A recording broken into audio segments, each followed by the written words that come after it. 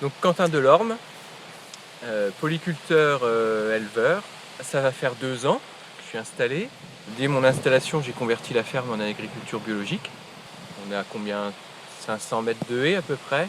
600 mètres de haies qui ont été plantées dans l'espace de 2 ans et 3 mares de craie. L'année dernière, avec la petite sécheresse qu'on a eue, le ruisseau qui passe dans le milieu de la pâture, il a été sec à partir de la mi-juin. Donc j'ai eu un souci d'approvisionnement en eau pour mes animaux. Avec le creusement de la mare et puis la mise en place d'une buvette automatique, il peut faire sec, je suis paré. En synergie avec un autre programme, le programme régional en faveur des mares, le PRAM, on a créé des mares sur son exploitation. Les mares sont des milieux très intéressants pour la biodiversité. On pense souvent aux amphibiens, donc tritons, grenouilles, mais c'est aussi des milieux qui accueillent les libellules et plein d'insectes aquatiques. Il y a aussi une flore spécifique qui s'y développe. C'est des milieux aussi très intéressants pour les chauves-souris. Les chauves-souris ont un très grand intérêt pour l'agriculture.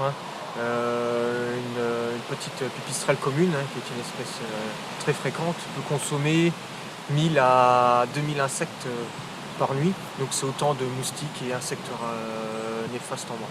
Là, avec le programme AgriBiodiv, ça nous a permis vraiment de travailler en synergie avec les agriculteurs, de trouver des solutions avec eux et vraiment de faire du concret. Le paysan, il est aussi acteur, c'est lui qui façonne le paysage. Les espaces agricoles représentent une grande surface des territoires naturels en France.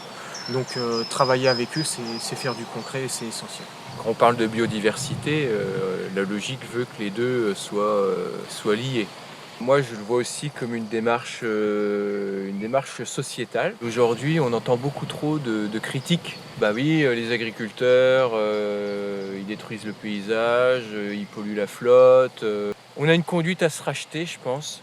Il y a quand même 2 modèles qui sont en train de se séparer de plus en plus. Un modèle justement plutôt bio qui se développe pas mal. Et puis à côté, un modèle qui tend à se détacher justement de la biodiversité, puisque les monocultures et puis l'utilisation de produits justement pour simplifier les écosystèmes. En fait.